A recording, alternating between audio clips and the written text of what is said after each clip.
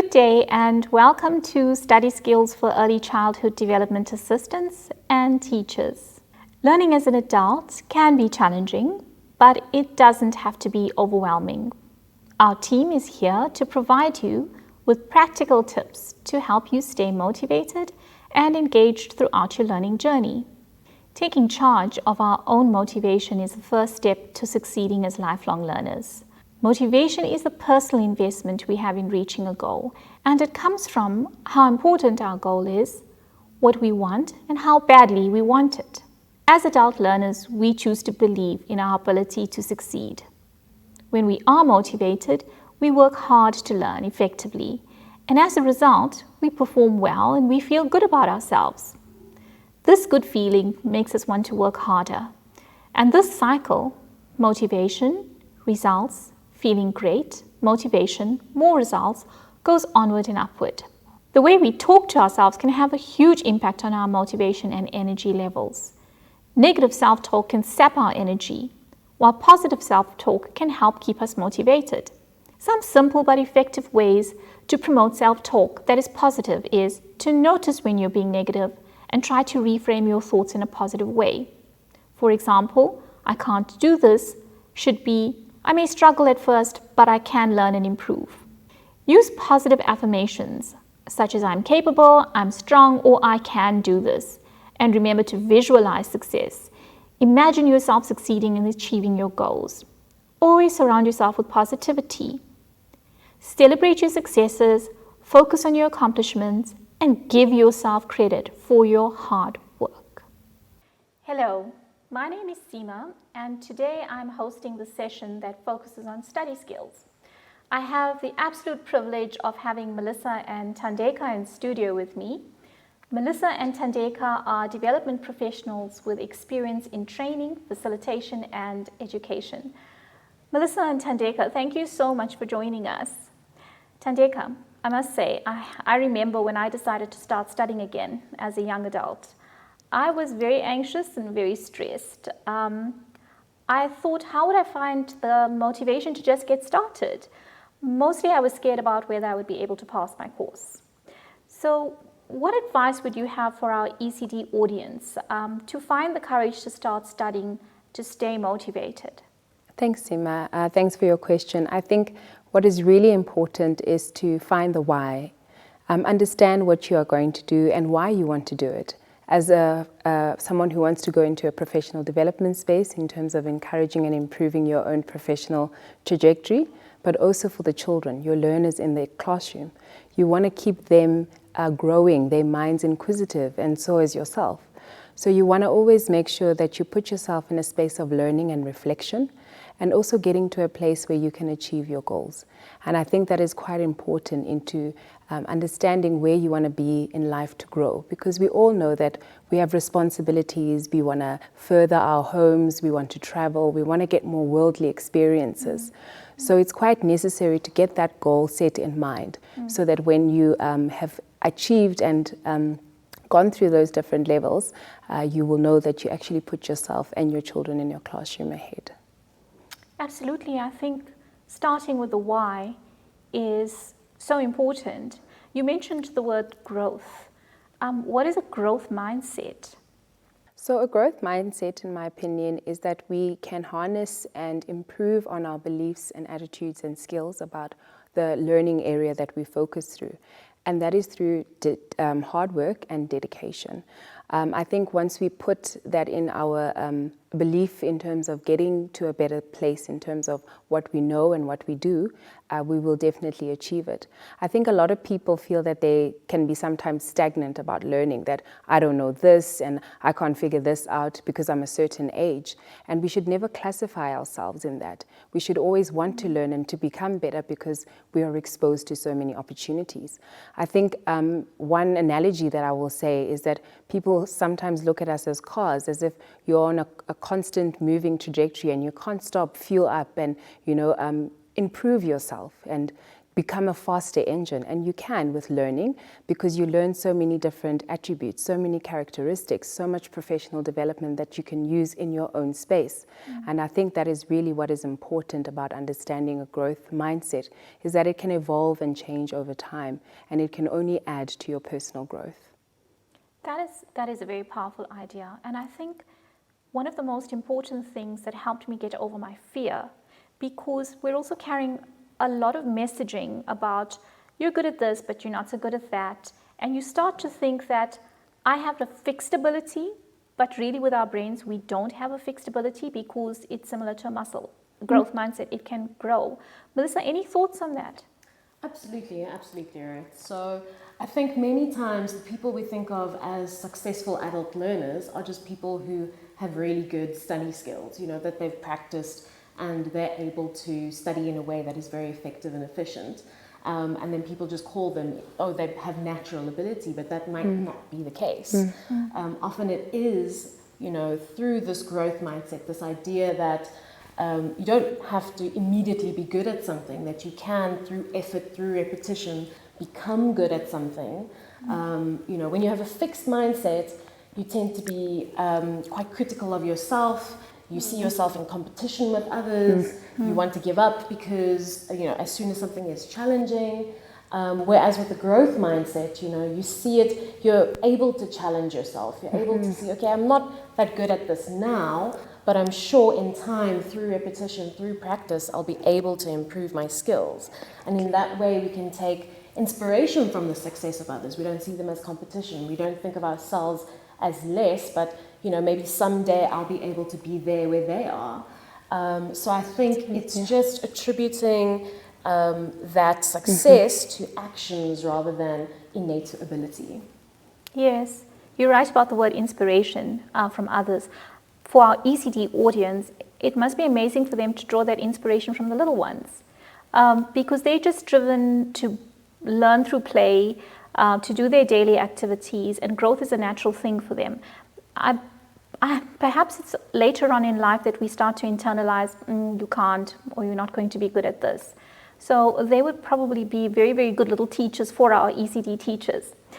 I remember thinking that I was the only one learning so slowly. How can our ECD teachers manage the stress of learning after a day in the ECD classroom? Sure, so the usual methods kind of apply in terms of making sure you're getting exercise, a healthy diet, you're getting enough sleep, making time for the things that you enjoy.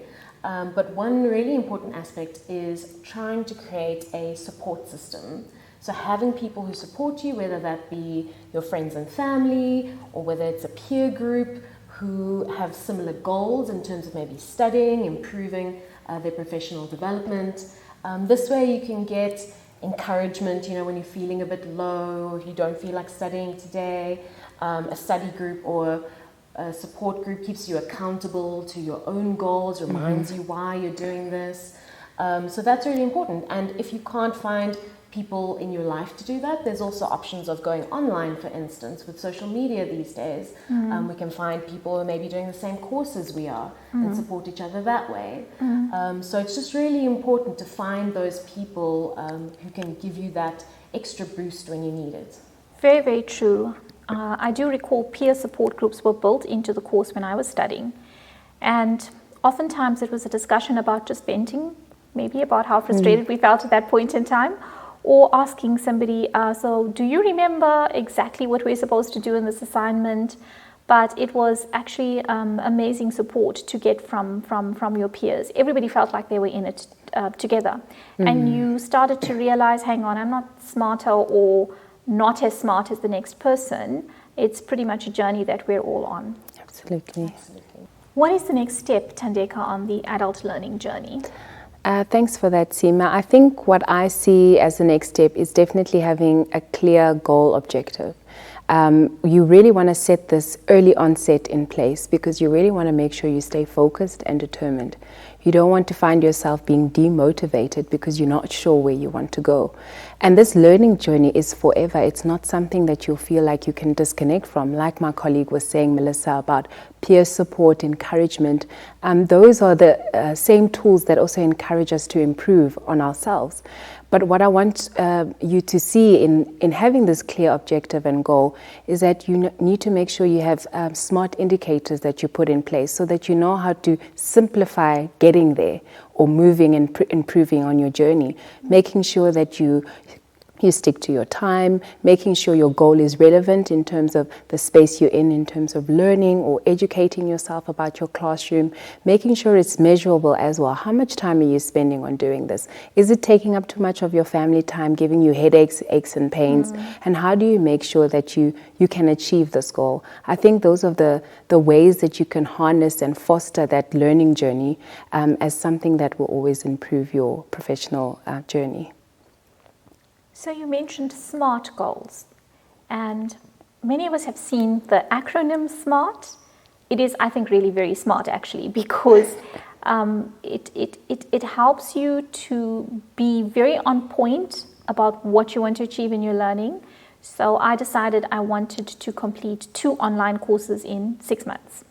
So that was specific, and I understood exactly what I was doing because it was measurable. It was 2 online courses, so I didn't get distracted. It was achievable at the time because load shedding wasn't really too bad back then, and it was very relevant to what I wanted to study. It was going to assist with a promotion in my career, and time bound because there were two courses and 6 months. So it helped me with planning. It sounds like it would make sense, though, to write the goals down. Do you agree? Absolutely. I think that's a great idea. And another great idea would be to take that big goal that we have and to break it down into smaller mini goals. Achieving those little mini goals sometimes gives us that little dopamine boost that we need in order to keep us on track, to keep us motivated. We all like ticking things off our to-do list. So having those smaller, more achievable goals is actually a great idea. And another thing that is absolutely important to our learning success is to come up with a realistic study schedule. So Melissa, I'm so glad that you mentioned a study timetable. There are many different ways of doing this. What would you advise our ECD audience to do when creating their study timetable? Sure. So I think it's really important to be realistic, to bear in mind all the responsibilities we have in our daily life and find out where in our regular routines we can find blocks of time to prioritize studying. And in those chunks of time that you do find, that you really focus, you really dedicate that time, get rid of all distractions, and make studying really your only priority in that time. I think it's also a good idea to make mini study goals for each of those study sessions. Maybe there's one learning outcome that you want to hit in that chunk of time. And it's also important to reward yourself if you achieve those goals. Reward yourself, say, I did really well. I ignored all other distractions and I managed to hit my goal for this study session. So that's really important in terms of scheduling study time. Another aspect would be finding an accountability partner. I mentioned accountability before, but sometimes just having that one individual who you're checking in with regularly, you're saying, you said that you wanted to hit this specific goal, have you done so? It's just a tool whereby we can keep each other motivated and keep each other on track. It's easy to kind of miss one thing, one study session, and then you're behind, and then it becomes easier to miss others as you go along. But with an accountability partner, you're going to have to report to someone, by the end of the week or however regularly you meet. So it's just another tool to really keep us on track, to keep us committed to our goals, and to our own professional development success. And I completely agree with Melissa about having a realistic schedule. We have so many things going on in our lives that we might say, I've blocked out time to study, but something happens, there's an incident that you need to attend to, the kids are burning the house down. So you really want to make sure that as you have an as realistic schedule as possible, but also realize that you can have tweaks here and there. But make sure that you capitalize on the time that you know that you're most productive to do your studying. And in that, you are able then to feel satisfied at the end of the day that you even could commit to 2 hours in the day to doing your study. I think what makes it difficult sometimes is that when we feel stressed and anxious about not achieving those goals, we end up getting a bit of burnout because we actually are not focusing on the time that we spend to actually study, but we're stressing that we haven't done anything during the day. So I think it's so important to really carve out that time for yourself and also be kind to yourself. You know, this is a journey of reflection, of learning, of giving yourself room to improve. So why not allow yourself to also make the mistakes so that you can pick yourself up later and also share that information with your colleagues or peers who are going through any frustrations, who may not have an opportunity to share it with their loved ones as well. For sure, life happens all the time and it doesn't stop because you're on a study journey. So things like burnout and timetabling is important to remember. With timetabling, I learned eventually if an assignment is due next week Friday, I would schedule to have it ready by Tuesday. So if my little one came down with a cold, I wasn't really panicked about it. I used to get panicked when I wasn't timetabling properly and I didn't have a proper study schedule for myself.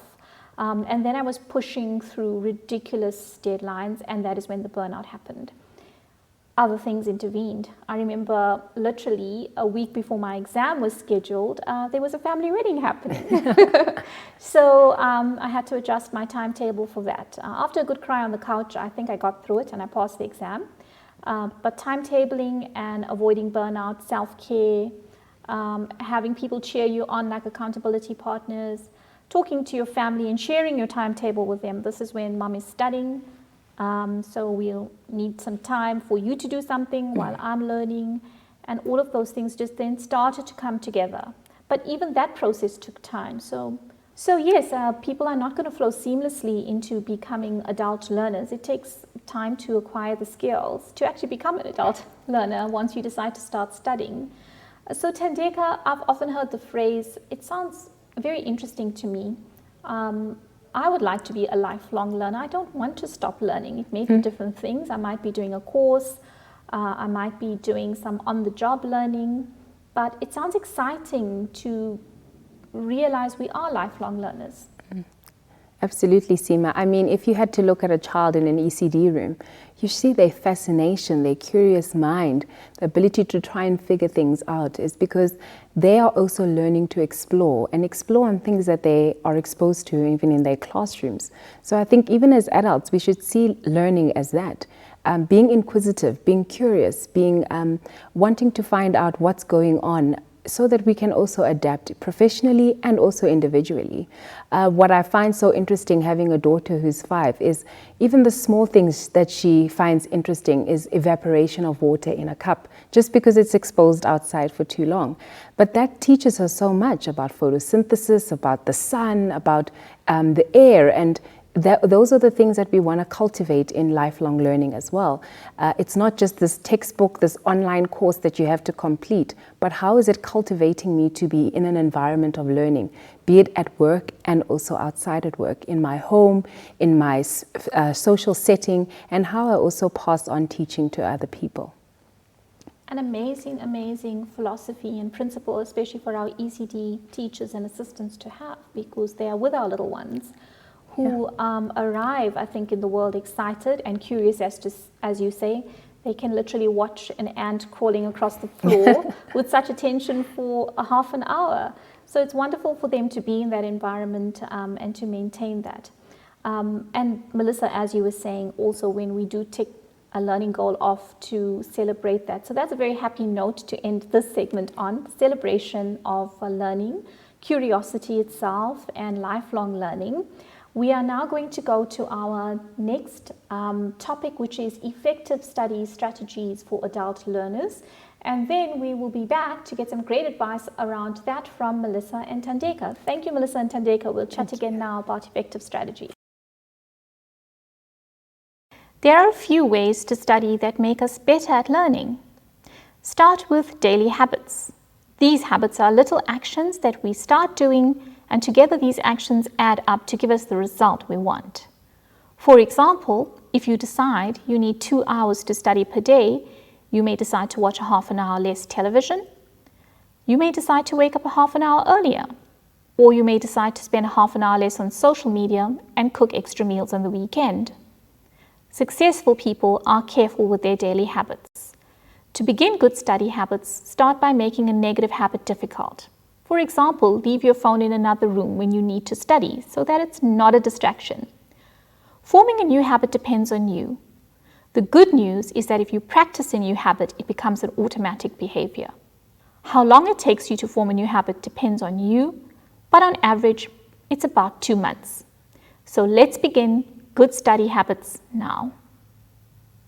And we're back with our guests, Melissa and Thandeka. We're going to talk about some effective study techniques and strategies. Where do we start? So we have our first course material in front of us. It's an online course or it's a face-to-face course. And now there's all this exciting new content. Thandeka, where do we start? I think for me, the best place to start is getting a full grasp of your basic concepts. That will give you confidence going forward in making sure that you understand. I think it's so important to not be so critical on ourselves when we are starting to study that we won't understand everything. I think that is the purpose of learning, is that you will, as you evolve in the course and as you take your time to learn the different mechanisms or the different topic areas that you need to cover in the course, you'll become well versed, but you need to understand the basics first. And I think that's where you get comfortable and you also get confident in yourself. And I also think taking regular breaks is very important because that can also give you a bit of zest for learning the new topic area or the new content that needs to be covered. If you take enough time for yourself to just breathe, go outside, get some sunlight. If it's raining, just get a bit of cold, fresh air into your brain just to revitalize yourself. I think that is so important because you're not really meant to sit at your desk for 4 hours on end because you probably won't end up feeling like you've learned anything anyway because you can get distracted. So giving yourself frequent breaks within the hour, I think will give you a better chance at finalizing how much you want to study in a day. 100% I agree. I would always start what I thought was like the easiest topic. And when I would learn the easiest topic, it was a little bit of a pat on the back and yes, I can do this. And then I'd move on to something a little bit more complex. Melissa, what would you add? So absolutely, Seema, you're so correct. I know for me, sometimes the hardest part is just getting started. So if you can start with something a bit easy, a bit simple, and then you're in it and you can continue instead of trying to do something very heavy and dense when you start off, which might be a bit discouraging. So you're 100% correct. Starting with something small and simple, the most basic concept is always the way to go. Another thing I would recommend is, we spoke a little bit about study schedules earlier, is sharing it with your family, just to make sure that they know as well that this is mom's study time or this is dad's study time, and not to disturb you, not to distract you, that this is really important time that you need in order to achieve your goals. So that would be not just a little distractor when the family was rolling through in my study space, but I couldn't stay organized when that was happening because the little one's there with my highlighter and I'm trying to keep my notes together. So staying organized was also a point of departure for me. I would try to get my study materials organized and my little study area organized. Thandeka, your views on how we prep a conducive study environment? Absolutely, and I think one thing we can't forget is that our spaces are not the same. You might find your study desk being a dining room table or your couch or your bed. But what you need to do is that organization process. What works for you?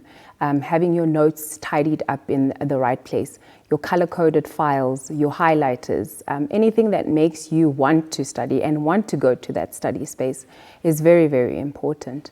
We're not going to all have the luxury of having a study room or a dedicated study space, depending on how many people we also have in our household. But I think what is quite important is those tools and materials that we use. We want to keep those structured and safe so that we are comfortable when we enter that studying space. And also figuring out how we like to study. You know, some people do mind maps, some people like to write notes on end, some people just want to highlight. That also creates the structure and the environment that you want to work in. And that also makes you a little bit more organized and plan your day more effectively for your studies. Absolutely, Thandeka. And, you know, carving out that time, making that special space for your studies is really the ideal circumstances for active learning to happen. What is active learning? This is also a term that we hear a lot in class. Lecturers, facilitators are saying, engage actively with your material. So I'm wishing for you to explain to our audience, how do we engage actively with our material, with our content? Because it suggests that when we are embarked on active learning, we're absorbing more, we're able to use it better. Tell us about that, Melissa. Absolutely. So active learning, what that really means is going beyond just, you know, listening in class or the written material. It's engaging with the material on another level. So for example, if you are making summaries of your chapters, or you're making flashcards, or you're summarizing to another person, explaining some of the concepts, that's what active learning is. So going above and beyond just the written word or what you hear in class, that's what active learning is. And many of us do it in any case, you know, just to make sure that you are digesting and engaging with that information. It's the best way that you're going to be understanding, you're going to be reviewing, you're going to be applying that information in your life. And so with that, a good, you know, something essential is taking good notes. So this means that you're not just sitting in class, or you're not just reading what's on your computer screen in the case of online learning, but it is making those notes and in the format that works for you. So those might be bullet points, they might be symbols, they might be color-coded, you know, whatever works for you. But taking really good notes means that not only are you digesting the information as you write it down, but it's also going to make it a lot easier for you once you reach the review process later. So active learning, if I'm understanding you correctly, is about actually understanding the content. And when you do these steps that you mentioned, apart from listening in your online lecture or reading your textbook, it's about making notes, bullet points, maybe little diagrams for yourself. Somehow or the other, your brain is now understanding this in a way that you can perhaps explain it to somebody else. And that was also a technique that I read about. Maybe you can tell me more about this, Thandeka, but I saw a resource that suggested if you've learned something actively, it's good to explain it to somebody else, because the understanding deepens. Almost when you're in teacher mode, your understanding deepens and comes out in that process where you're explaining it to somebody else. I completely agree. So it's a form of revisiting or revision in terms of your work, but in a different way, you know, not by just reciting, but by giving yourself an audience to almost practice on, so that you can actually understand and deep dive into how it articulates, how your mind articulates it, and whether you can actually intertwine it with other things that you've learned. So that it's not just a standalone, but you can actually see that there's different subject areas, content areas that you've seen this before or this concept before, and you're able to actually merge that understanding. And I don't think there's a perfect way in how we revise or how we actually understand what we learn, paper, verbally, or from online courses. I think that's all determined on a person's ability to accelerate forward or to take their time. That's why I say you prepare yourself when there's exams or tests that need to be done. Some people are geniuses. They need to learn within an hour and they've got all the concepts mastered. And some people need to take a little bit longer because they have family responsibilities or they have working responsibilities, because most of us are in adult careers. So it is a difficult terrain, and I don't think there's a perfect fit for everybody, but I think what is important is understanding what works for you and also creating that environment to make sure that you can succeed. So the two key takeaways is active learning, trying what works for you to understand your content, what you're studying, and revision as well. Revision seems to be a very important thing that you would do to make sure that that content stays within your memory. You retain it for longer. The one technique that I found when I was writing my exams was I spent a lot of time doing practice questions because it switched my brain from that mode of, okay, I understand what's being taught in this section, but when I did a practice question, my brain was being asked a question, and an interesting thing happened. It's that I started to actually respond in the practice questions before the assessment, before the test, before the exam. It took away a lot of the stress of the actual exam sitting because I had seen similar questions before. I'd practiced how I would draft out my responses and my answers, and it turned out to be one of the most effective study techniques for me. It was just experimentation with different study techniques, and maybe that's what we should be encouraging our audience to do as well, is try different things, change up your learning approach. It keeps things fresh and interesting, and you learn a lot more about yourself. As a learner, we're not the same. We learn in a variety of different ways. So this has been so informative. I think where we are actually right now is we're going to go to our next insert on learning styles, and that's a little bit more about how we prefer to learn as individuals. Each one of us has a preference for how we want to learn and how we want to engage with our content. So our next insert is going to give us some background on learning styles, and then we'll be back to unpack that with Melissa and Thandeka again. What's your style? I don't mean your fashion style, I mean your learning style. Do you know what type of learner you are? As an adult learner, it's important to understand how you learn best. In this section, we'll explore learning styles and provide you with strategies to help you maximize your learning potential. If you prefer pictures, charts, diagrams, or graphs, you're a visual learner. If you prefer hearing information, you're an oral or auditory learner. Do you choose to read or write about information? Then you're a reading-writing learner. If you prefer hands-on activities, movement, this means you are a kinesthetic learner. Understanding your learning style can help you maximize your learning potential and minimize the time it takes to learn new things. When you know your learning style, you can tailor your study habits to fit how you learn best. This can help you retain information better and boost your study performance. So, learn your learning style. So that summarizes the last topic that we're going to chat about now, our learning styles.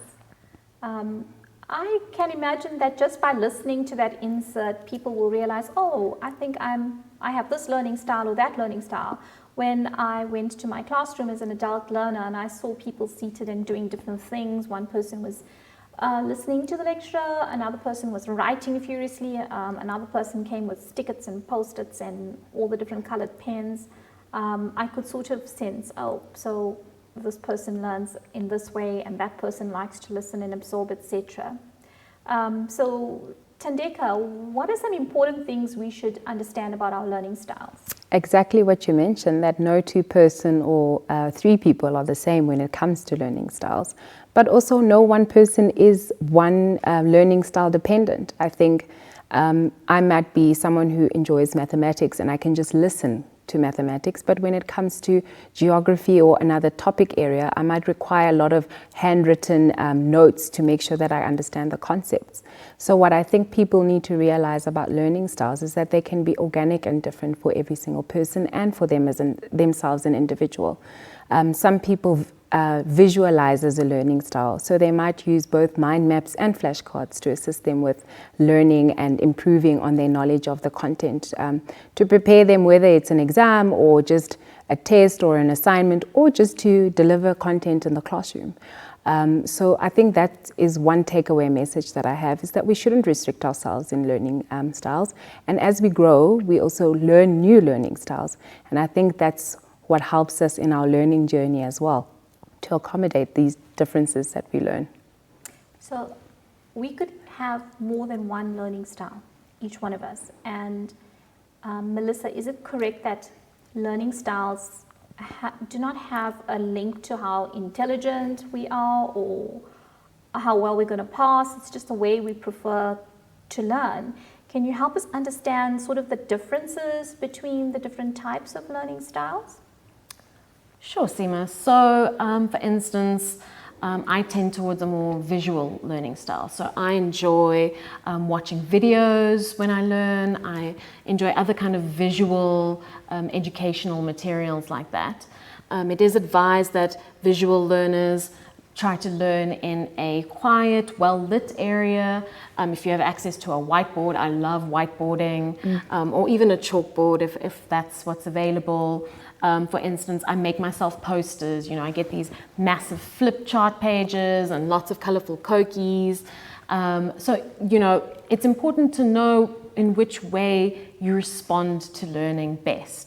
So, for instance, visual learners, we have many strengths and weaknesses to our learning style. So, for instance, it's easier for us to kind of visualize concepts, when it comes to charts and graphs and things like this, it's easier for us to understand those.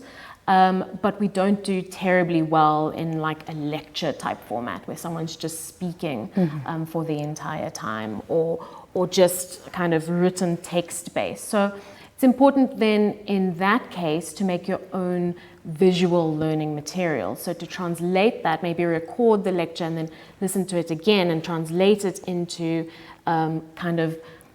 tools that can work for you. Draw pictures, make symbols, use colors, color code things, just to make sure that whatever way you are receiving the information, that it ends up being engaged with and digested in your own way. Mind maps are an excellent tool to do that. There are lots of useful YouTube clips on how to do mind maps, but for visual learners, and I count myself as one similar to you, mind maps just contain a wealth of the information in a way that you can glance at it, and there's symbols that you can incorporate. So I think this is also linking to our previous segment where we talked about you can adapt with how the material has been presented to you to your learning style when you are engaging in an active learning process. So what advice would you have, Thandeka, for an auditory learner? I think I might be visual and slightly auditory. Thanks for that question, Seema. I think I'll pass it on to Melissa, who's got more experience with the auditory learner. Yes, so auditory learners enjoy things like group discussions, group activities where you can discuss what you've just learned. Things like learning from podcasts or audiobooks, these kinds of tools. Just more comfortable in an environment where you're hearing the information, have far better memory when it comes to things that you've heard. These people who go, last week Thursday you said, that's the sort of person who might be an auditory learner. So for such people, my tips would be to once again record your lecture, maybe set up a study groups type of situation where you can have those discussions, maybe even read your notes out to yourself so you can hear yourself saying the course content, and that might help it stick a little bit more in your head as well.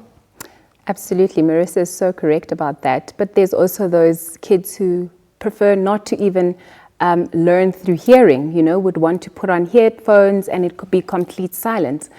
Even as an adult, sometimes you want that focus time to be zoned in mentally. But you might want to do a walk whilst you're doing that, be in nature with those headphones and just think things through, step things through, create a more outdoor encounter with what you are learning so that you can just relate to it a little bit more. And we cannot forget about the kinesthetic learners who also learn through a lot of engagement being outside, a lot of activities, movement. For them, that's how they learn and how they picture themselves moving from the different concepts so that they can understand a little bit better. So I think we take away from this that it's not a set premise on how to learn or how to understand to learn, and be it a learner or an adult, that we can all evolve into different styles for ourselves that work. And over time, we improve those little styles for ourselves so that we can also put ourselves in a better position for understanding all the work that we need to assimilate.